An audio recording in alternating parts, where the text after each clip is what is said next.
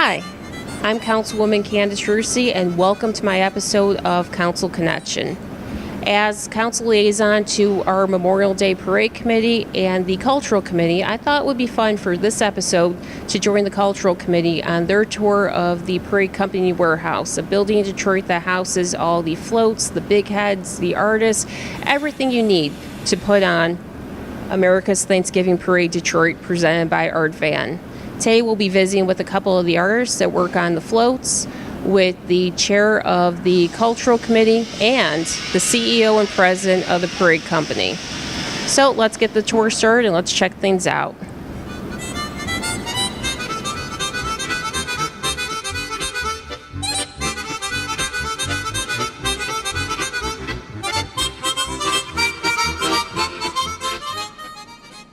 I'm with Tony Michaels, President and CEO of the Parade Company. Tony, thank you so much for talking with us today. Thank you. Just a few questions. First off, how did you get involved with the Parade Company? Well, I was on the board here for years, and when my previous engagement ended at a company 9 years ago, I don't know, this just happened, and did some interviewing, talked to some people, and here I am 9 years later, and we're able to turn this into a pretty cool place. Well, I will say, when I was first told I'd be interviewing the CEO of the Parade Company, I was actually starstruck, because I've been watching this parade since I was a little girl, and I still do. What's it like being responsible for the signature event that means so much to the region, but also just to individuals and families who have this as part of their Thanksgiving tradition? There's anxiety, but our goal is to make everything bigger, better for the kids, for the families, for the city. And we know that Detroit, the more Detroit is put on a stage, the better for Detroit, the better for the people of Detroit. So our goal and our team is to just make it great. And I think in the past few years we've been able to do that, but we never stop. We never stop. I know since you become CEO, you've been focused on increasing revenue, increasing volunteers, increasing sponsorships, bigger floats. How do you inspire people to see this vision and to want to help you out with that? Well, the better you make things, the more interest you're going to have from sponsors, partners, and they realize the things that we're doing are becoming even better for Detroit. So that's the real key. That's really keeping the promises, over-delivering to sponsors and contributors, and really doing our best to make it great. That's the key. Given that this is an annual event, how do you keep momentum and building excitement year after year after year? Well, we have to be innovative, and it's more celebrities, bigger, better floats. Our contracts right now are 3-year contracts, and they vary by year that they're due up, and getting new companies in the floats. We're almost full now on the national hour. So we just have to be innovative. We have to constantly challenge ourselves to make this better. So in terms of logistics, how do you find the units? I know you attract bands and celebrities and equestrian groups. How do you find the units to be in the parade? We put out questionnaires. There's a contest for bands to enter, and then they're chosen by an independent group, so that we're not fully responsible for what bands are in the parade. And we take a look at crazy things going on and cool things, and we have to fill those in a great way between 26 floats. And there's only 62 units in the parade. So you want a touch of everything. So we're constantly looking, digging, and thinking, and people are constantly writing us and showing us what they do and why they'd like to be in. So we're sitting in front of a wall of all the past Grand Marshals. How do you choose who gets that honor to be Grand Marshal of the Thanksgiving Day Parade?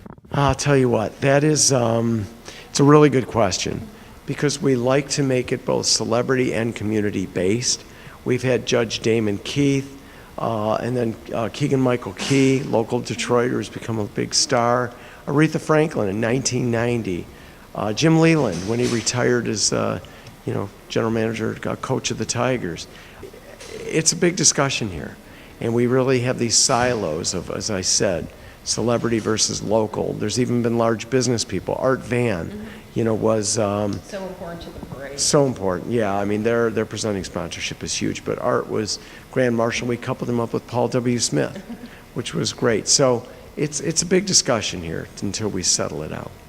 So on parade day, after you work for all year on this, how do you feel when you see the banner come out, the first float, the first balloon? What does it feel like knowing that you've worked so hard behind the scenes to make this happen? Well, I feel great for the team because the team puts so much into this, and we all feel really good. But I can tell you when it's over, it's like, whoa, what just happened? It's a massive undertaking. We have the greatest group of people, the greatest sponsors, from Art Van right on down. You feel really good. And I think the greatest thing is seeing the kids and families for 2.83 miles down Woodward, stacked 20 and 30 deep with the smiles on their faces. And then hearing about the broadcast from people who saw it on television. It's a huge audience. And then nationally, we're syndicated in 180 cities across America.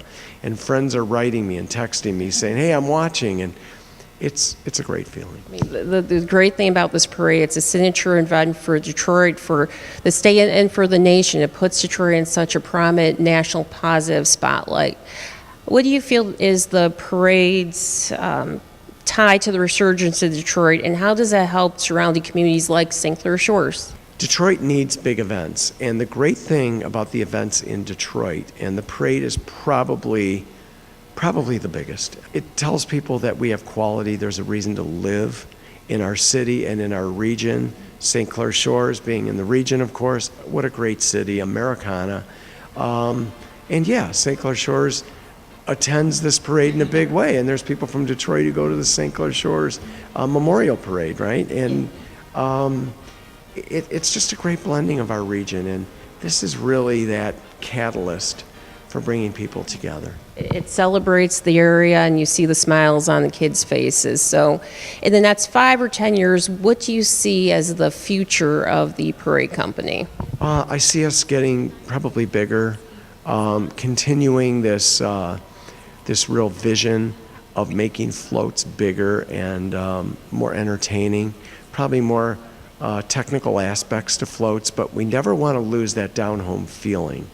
We never want to become fully, tons of singers and things like that. We want to be more grassroots, but more of a little high-tech brought into these floats. And you're going to see a bunch of that this year. And you saw it a year ago with the Quicken Loans float and the Art Van float with the dinosaurs moving and those types of things, and Blue Cross Blue Shield with real activation of human beings on the float doing things. Just a whole lot of cool stuff coming. Well, that actually leads into my final question. I thought I was going to put you on the spot a little bit. Any surprises in store for this year? If I told you, they wouldn't be surprises. Well, thank you so much for talking with us. Let's go talk with a float artist and find out about what he does for the Thanksgiving Day Parade.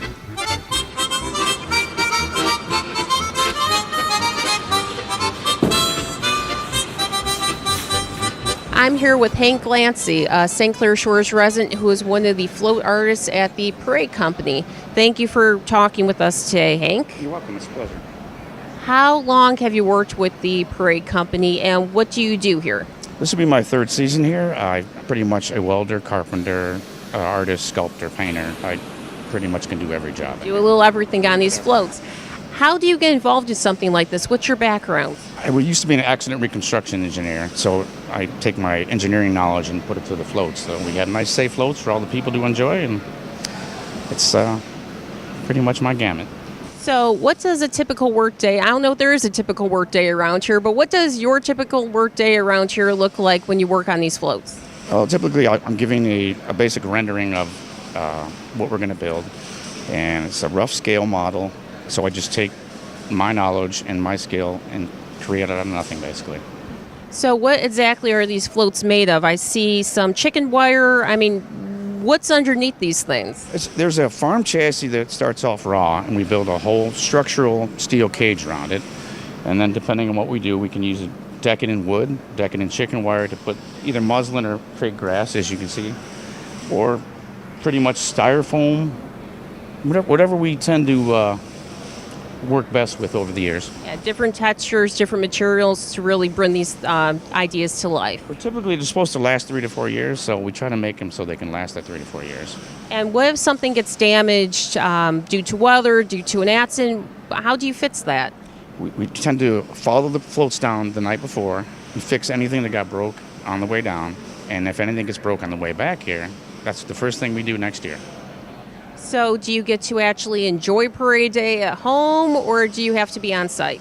Actually, I'm Scooby-Doo in the parade. He's my favorite cartoon character, so I just kind of borrowed him. Well, that's awesome. Finally, what is your favorite float or some of the most memorable floats you've had the opportunity to work on? My first float I built here was the Ford Mobility float, which I built a scale model of a Model T, and it's been a really good reception. So I'm pretty happy with that. So when you see these things go down Woodward, what do you feel? I mean, when you see something that you've worked on, hands-on, behind the scenes for so long, and they're finally out on stage for all the kids and all the families to see, how does that feel? I honestly feel like Santa Claus. It's like that one time of the year I can make everybody happy. Bringing smiles to kids and helping make holiday magic for families. It's unmeasurable, the amount of joy you can get from it. Normally, when I'm off season, I do art and historical restorations around the city of Detroit. So coming here, I take a little bit of a pay cut, but it's more for the enjoyment. You're part of the resurgence of Detroit and making things happen. I'm trying my best.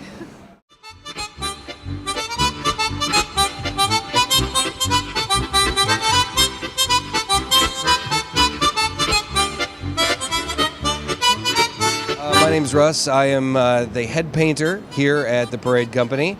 Basically, my main job is to make sure that everything that comes from the sculptural department gets painted the right colors according to our concept art. We have a color palette of about 40 colors that we work with regularly. We like to stick to that so it's easier to repair things later on. But that doesn't mean we don't occasionally make up our own colors and mix our own colors. One of the best examples are the various different flesh tones that we use to paint the figures on the floats. We tend to make up our own colors for that kind of stuff. After we get done brush painting everything, we go through and I go through with my airbrush and try and create more dynamic effect, highlighting and shadowing to make things look a lot more interesting and just pop for the cameras. We can't, we work really hard here, but we really could not get everything finished if it wasn't for our volunteers, staff that come in and help us out from the various companies that sponsor us. And then we just have some people that just want to come and help. It is a very symbiotic relationship between the art staff and our volunteers.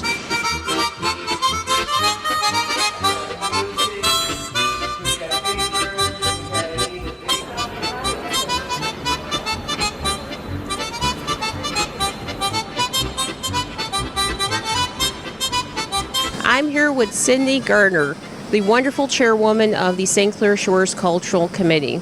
So Cindy, can you tell us a little bit about the mission of the committee and how tours like this go to fulfill that? Sure. The committee is formed to bring wonderful educational but fun experiences to our residents. And the tours, of course, are the most fun. We do offer 6 lectures up at the library bi-monthly, and oftentimes those lectures actually turn into tours.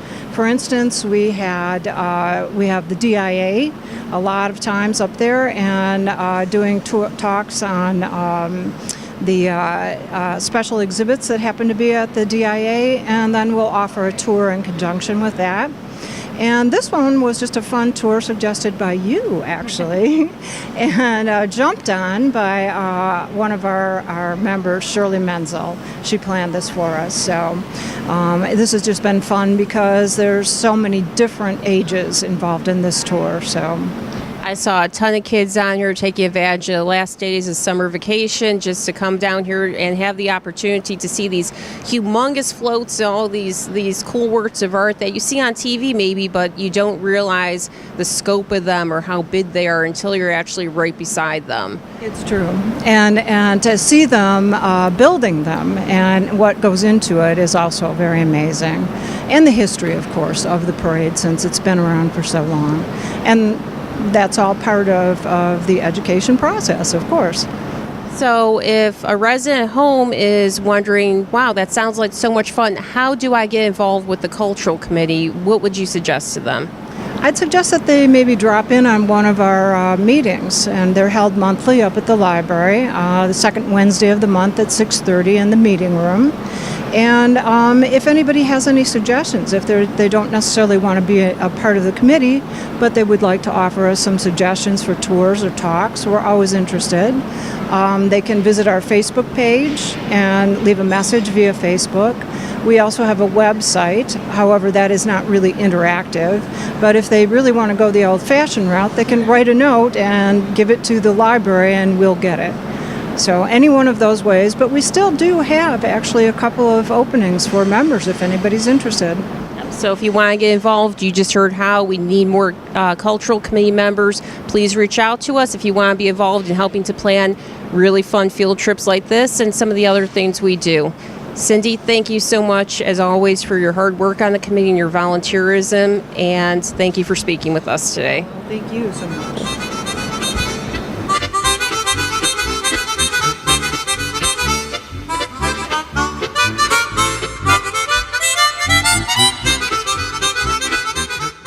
Thanks for watching my Council Connection. I hope you enjoyed watching it as much as I enjoyed making it today. We had a great time here at the Parade Company. Make sure you tune in on Thanksgiving morning or head down to Woodward to see all the surprises America's Thanksgiving Parade presented by Art Van has in store for us this year. You know Santa will come in by a sleigh, and hopefully we've all been very good in St. Clair Shores, so Santa will be coming by fire truck, then or tree lighting.